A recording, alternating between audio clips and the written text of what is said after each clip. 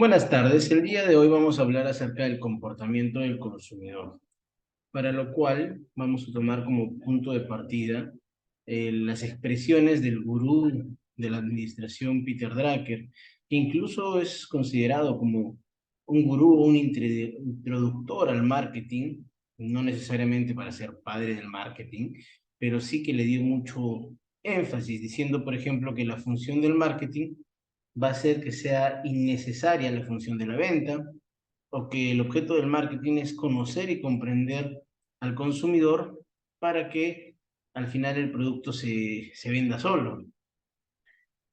Y hay una frase que me gusta y lo considero como el punto de partida para este tema que dice, lo que nuestro negocio es no lo determina el producto, sino el consumidor.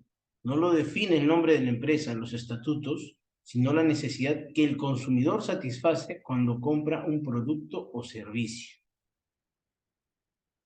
Bueno, ya hemos dicho que el marketing es una filosofía o forma de realizar negocios a través de satisfacción de las necesidades y los requerimientos de los clientes y los consumidores, ¿correcto? Entonces, ¿cómo identificamos a los consumidores? ¿Quiénes son los consumidores? Bueno, la habilidad de una empresa que idea y aplique el marketing estratégico y operativo depende de cómo selecciona el mercado objetivo que quiere alcanzar, que identifique estas necesidades y deseos de este mercado objetivo y entienda cómo sus consumidores toman las decisiones, ¿correcto? Entonces es para eso que necesitamos diferenciar qué es un cliente, qué es un consumidor, que lo vamos a ver en la siguiente diapositiva. Pero bueno, entonces está claro que el marketing no termina siendo una guerra de productos, sino es una guerra de percepciones, docente. Entonces, una guerra de... Pero entonces, ¿por qué hay tantos productos? ¿Por qué todo el tema? ¿Cómo es? Ya, es una guerra de percepciones. ¿Cómo llegamos al consumidor o al cliente? Y en este caso diferenciamos o vamos a diferenciar qué significa el consumidor, qué es el cliente. El consumidor es el individuo que finalmente usa o dispone el producto o servicio en materia de análisis. Por ejemplo, el que consume el bien que genera el crédito, ¿no? Saco un crédito para mi esposa lo va a usar y es la que consumidora, ¿no? El cliente es el individuo que compra o consigue el producto. Por ejemplo, la persona que solicita el crédito. Haciendo paréntesis ahí, ¿por qué es importante? Porque incluso en ventas tú tienes que saber cómo te diriges, ¿no? Entonces, ya eso llega a una parte comercial, como técnicas de ventas, cómo llegar a entenderlo, ¿no? Que eso también lo vamos a ver en otra sesión. Ya sabiendo la diferencia clara entre consumidor y cliente, podemos pasar a ver el comportamiento. ¿Cómo es el comportamiento del consumidor? ¿Cómo lo entendemos? Bueno, hay que tener claro que se basa en dos dimensiones, ¿ya? Tenemos los cuadrantes verdes, que lo llamamos variables centrales, que van a corresponder al comportamiento interno individual que tiene el consumidor. Normalmente estos son influidos por un montón o una serie de variables externas que lo hemos representado por los cuadrados verdes, celestes. Algunos son variables personales, externas, que pueden ser lo que son las sensaciones, la percepción, u otras pueden ser las variables físicas, fisiológicas o incluso sociales. Entonces tenemos claramente cómo sería el modelo de comportamiento. Nótense que nace de una carencia que se manifiesta por una necesidad. Después va a venir la motivación, el comportamiento, la actitud y vemos que está alrededor lo que es lo que hemos dicho, ¿no? Variables externas que pueden ser fisiológicas, físicas, sociales o incluso en algunos momentos relacionadas a sensaciones o percepciones. Entonces seguimos profundizando el tema. Y ahí llegamos donde es la sensación. En las sensaciones, ¿qué entendemos por sensaciones? Es una respuesta directa e inmediata a un estímulo simple de los órganos sensoriales. Para que se considere la sensación, hablamos de tres elementos que tienen que estar presentes, ¿no? El estímulo, el órgano sensorial y la relación sensorial. ¿Por qué es importante esta parte de las sensaciones? Porque muchas veces hablamos de cinco sentidos, ¿no? Oído, vista, olfato, pero nos olvidamos de dos sentidos que están presentes, que existen. Por ejemplo, el vestibular, que es el sentido encargado de mantener el equilibrio. Incluso este sentido nos permite ver si tú estás dentro de un carro con los ojos cerrados, si te estás dirigiendo a la izquierda, a la derecha, cómo se está dirigiendo el auto, ¿no? Y el sentido sinestésico, ¿no? Que te hace sentir el movimiento del cuerpo, ¿no? Expresado en distancia, cuánta distancia estoy. Entonces, son dos sentidos que también existen, que no son muy usados, pero que se pueden tratar o se pueden entender. Ahí hablamos de las percepciones del consumidor, para lo cual voy a mostrarles dos pequeños videos.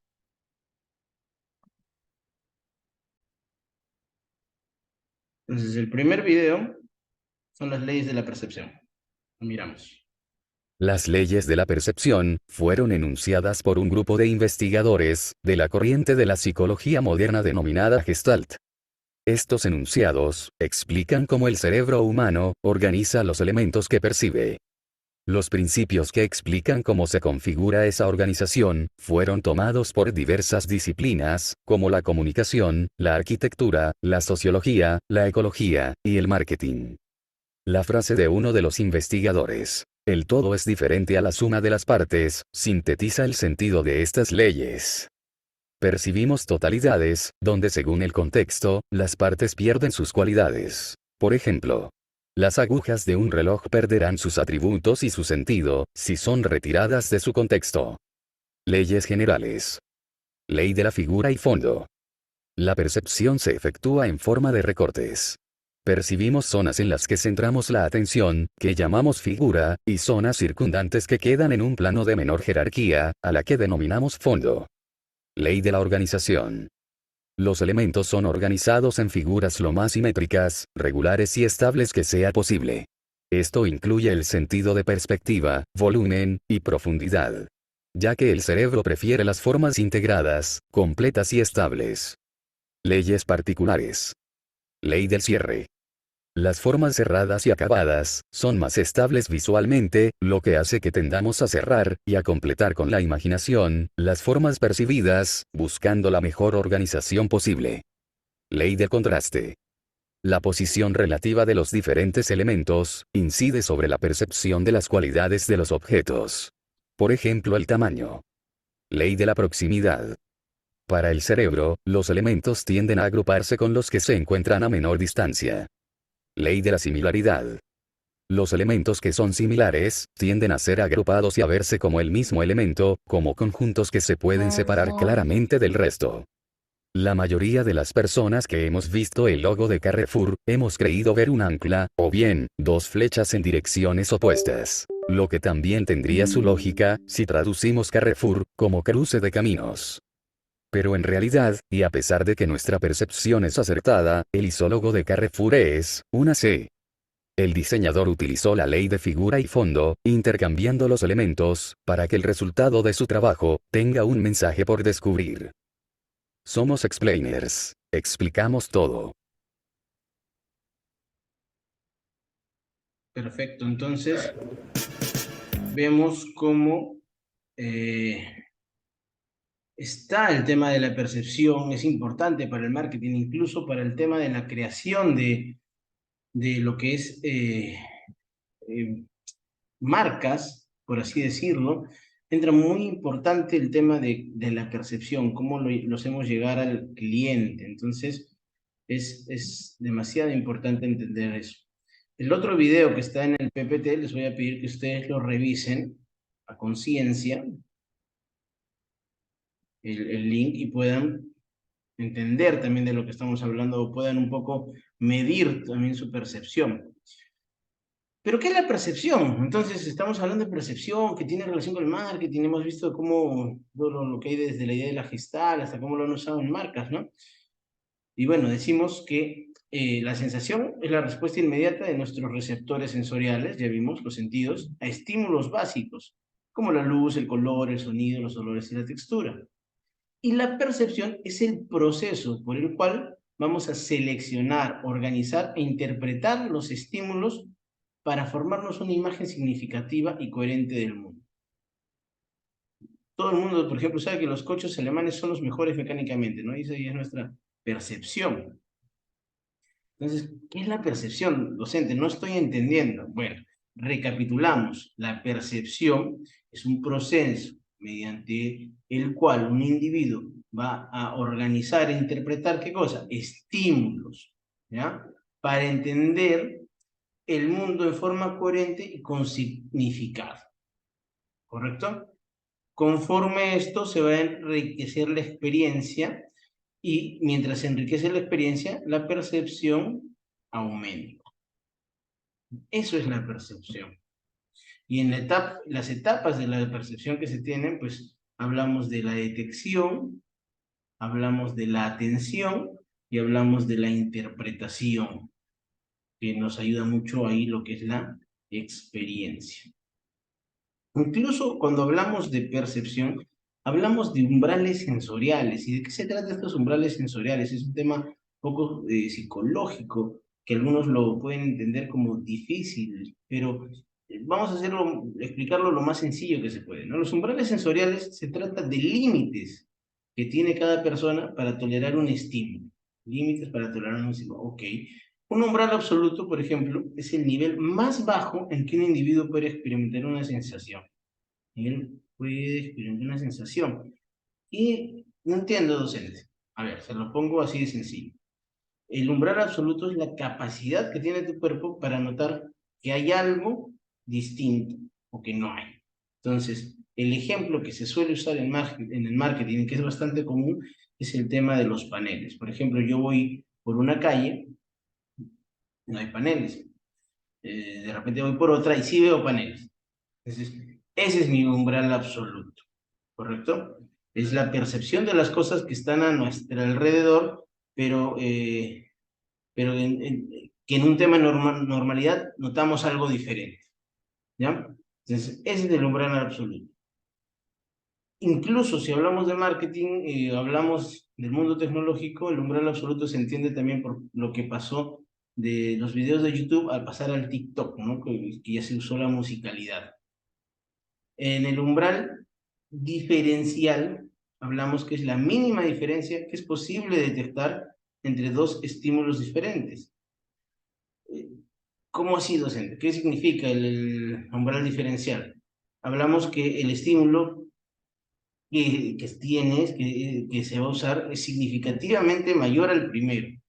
Entonces, por eso es que en redes sociales o en YouTube ustedes ven que los videos que se usan ya son, digamos, más cortos, pero más precisos, ¿no? Para que el funnel de ventas de esta secuencia de 3 videos sea más eficaz. Entonces, le das algo distinto, notamos algo distinto rápidamente en ese umbral diferencial, ¿sí? Mientras que en el umbral absoluto, pues, ya hemos repetido y recalco la capacidad que tiene el cuerpo para notar que hay algo completamente distinto, ¿sí? Estoy caminando por una calle, no hay nada, voy por otra y veo los paneles. Eso puede funcionar incluso para las personas que no vivimos en zonas donde hay mucho, ¿no? Pero ¿qué pasa de una persona que está acostumbrado a muchos paneles? ¿Cuál tendría que ser la acción para ese umbral absoluto? Probablemente ya contar con paneles luminosos, tipos países capitalistas como Nueva York, para que se note esa diferencia, despertar el umbral absoluto que se tiene, ¿sí? También cuando hablamos de percepción, se les menciona la ley de Weber. ¿Qué dice Weber? El menor cambio discernible en la magnitud de un estímulo es proporcional a la magnitud del estímulo. Lo que él dice es que mayor tiene que ser el incremento para que sea perceptible. Por ejemplo, en el caso del lado de la izquierda se ve que pasa de 10 a 20, ¿no? Y se nota en 10 unidades. Sin embargo, en el lado de la derecha pasa de 110 a 120 puntos, pero tú no notarías la diferencia, ¿no? Entonces hablamos que tiene que haber una proporcionalidad del estímulo, ¿no? Para que sea perceptible. Y esto es el umbral sensorial, esta ley de Weber, es importante entenderla, importante manejarla, sí, porque dentro del marketing vamos a ver que se usa la comunicación, la publicidad, Entonces, no puede ser más de lo mismo. Hay que entender al consumidor y poder llegar a estas partes, llegar a estos temas, ¿no? No es hacer simplemente una campaña, hasta el tema de la misma marca, ¿no? Que mucho sucede cuando crean sus propias empresas y ponen lo más común y no llegan a pensar en esto que ayudaría mucho en lo que realmente es la percepción del consumidor. De ahí vienen las necesidades. ¿Qué son las necesidades? Bueno, las necesidades son innatas y son adquiridas. Y la necesidad empieza por un reconocimiento de una carencia, que es la falta de algo, ¿ya? La necesidad, repito, es el reconocimiento de una carencia y carencia es la falta de algo. Entonces, si yo estoy consciente de esto, voy a empezar, ¿no? Y miren, acá les pongo un ejemplo. Ahí vemos una persona de la sierra. ¿Qué sucede? Es un ejemplo X, ¿no? Pero digamos que sucede. Esta persona de la sierra, pues, se cansó de vivir en la sierra y se subió a un bus en busca de ir a la capital. Cuando esta persona llega a la capital, lo que va a experimentar, pues obviamente está perdido, va a llegar a un mercado mayorista con hambre y sed, y probablemente lo que va a tener que cubrir en primera instancia, estamos hablando de una necesidad biológica, ¿no? De comida. Probablemente, pues, la persona ya esté con frío, necesite una vivienda, que por ahí va a poder conseguir una primera noche, pero se va a dar cuenta que necesita trabajar para seguir consiguiendo alimento y poder conseguir la vivienda y va a pasar a un segundo nivel, que es un nivel de seguridad. Bueno, obviamente esta persona, no le vamos a poner nombre, a esta persona, después de que ya está trabajando, digamos, como estibador o lo que fuese, y ya está con un cuarto o una habitación, pues va a tener necesidad de hacerse amigos dentro de su mismo trabajo, ¿no? Dentro de esos amigos que va a conocer, de repente le van a presentar a una chica que va a proceder a enamorar y va a ser su esposa. Pasamos al siguiente nivel, que es el nivel de afiliación, ¿sí? Después, esta persona, pues ya está trabajando, tiene esposa, tiene todo, la familia, entonces va a pasar a querer ser el presidente, no sé, pues del club de fulbito, o el presidente de la asociación de donde está, ¿no? Probablemente no gane nada, ¿no? Pero pasó a un siguiente nivel, que es el nivel de reconocimiento, ¿no? El presidente del club Cebollitas FC de tal distrito. Ok, pasó a otro nivel el reconocimiento. Y después esta persona se dio cuenta, pues, que ya tiene la plata, de repente hizo hasta su negocio, es el presidente del equipo, todo, pero pues obviamente va a querer de repente hasta acabar la secundaria o completar con una carrera técnica, y ese es el nivel de autorrealización. De estos niveles que estoy hablando, hablamos de esta pirámide, que es la pirámide jerárquica de las necesidades, o la famosa pirámide de Maslow, donde están los 5 niveles que empiezan con las necesidades biológicas, pasan a lo que es el nivel de seguridad, donde está el trabajo y la vivienda, la afiliación, donde están los amigos y la pareja, el reconocimiento, que es el reconocimiento, la confianza, el respeto, y por último la autorrealización, que es el desarrollo del potencial como ser humano. Entonces, esto es más o bueno, es como los consumidores, las personas, vemos nuestras necesidades. Es algo que tenemos que analizar. Después de que vemos las necesidades, llegamos a la parte de la motivación. ¿Por qué la motivación? La motivación es la búsqueda de satisfacer esa necesidad, que va a estar acompañada también de una palabrita que tenemos ahí, que es el deseo, ¿correcto? Entonces, si se dan cuenta, la motivación está presente. Es la búsqueda de satisfacer la necesidad. Entonces, ya vamos viendo cómo vamos a cubrir esa necesidad, esa carencia, ¿correcto? Y de ahí viene lo que es la actitud. ¿Cuál es la definición de actitud aplicada al marketing? Es la idea que un individuo tiene respecto a si un producto o servicio es bueno o malo. Miren, la idea que un individuo tiene respecto a si un producto es bueno o malo, lo cual lo va a predisponer a un acto de compra o de rechazo. frente a dicho producto o servicio. O sea, ya lo predispone. ¿Cuáles son los elementos de la actitud? Bueno, los elementos de la actitud son el elemento cognitivo, que está representado por una idea, es decir, la concepción que el individuo tiene frente a los objetos. Es el elemento afectivo, que es una carga de emoción. Y por último, el elemento conductual, como hemos dicho y recalcamos, predispone a un tipo de acción. Entonces, en esta parte es importante clarificar qué es predisposición versus intención. La predisposición es una tendencia interna a actuar, no necesariamente de manera pensada o no, mientras que la intención es la idea consciente de realizar una acción. Entonces, repito, es la diferencia. Predisposición es la tendencia interna a actuar, no necesariamente pensado o no, mientras que la intención es una idea consciente de realizar una acción, ¿correcto? Dicho esto, vemos que existen la toma de decisiones de la compra. Y esta toma de decisiones de la compra, o este proceso de toma de decisiones en la compra, empieza por un reconocimiento del problema. Se busca una información, hay un análisis de esta información, pasamos al acto de compra y por últimamente llegamos a la utilización y análisis de la post-compra, ¿correcto? Entonces, estamos hablando que este es el proceso de toma de decisiones en lo que es la compra, ¿no?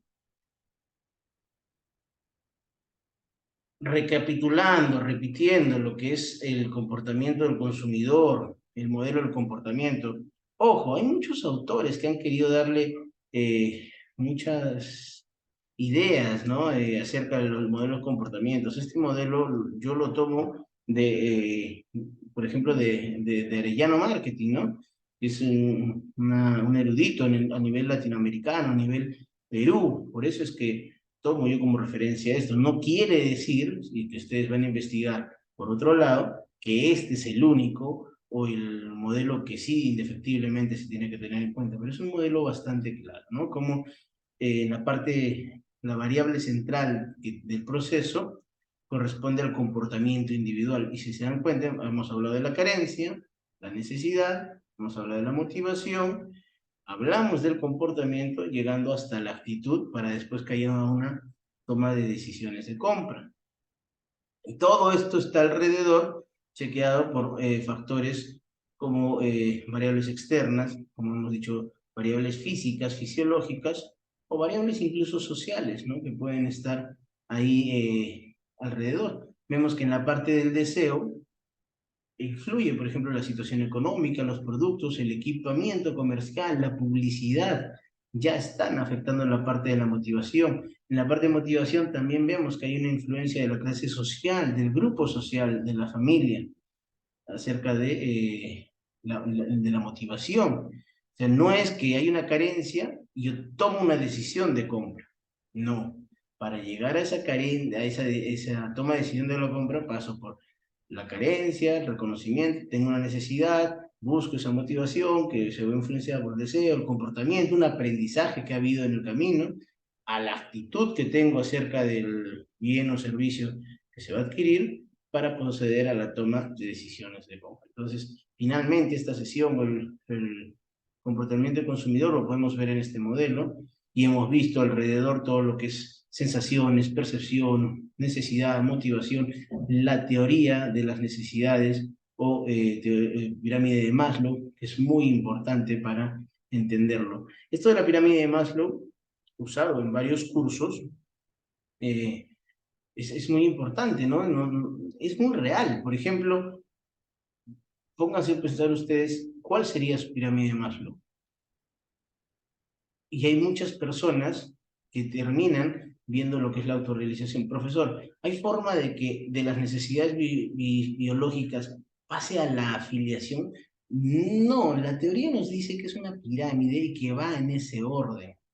Probablemente algunas personas en las partes de arriba pueden sentir como cierta confusión o que se está yendo, ¿no? Por ejemplo, escribir un libro puede ser Un reconocimiento puede ser una autorrealización, depende de la persona, ¿no? Por ejemplo, si yo, en mi caso, quisiera ubicarme en esta pirámide de Maslow, yo buscaría lo que es escribir un libro, lo pondría como una autorrealización, ¿se dan cuenta? Pero de repente hay otras personas que el escribir un libro es reconocimiento y lo suyo como autorrealización es ganar el premio Nobel, no lo sé, pero la teoría nos dice que es una pirámide, se van cumpliendo base por base. Entonces, eso sería todo en cuanto a la sesión de lo que es el comportamiento del consumidor. Gracias.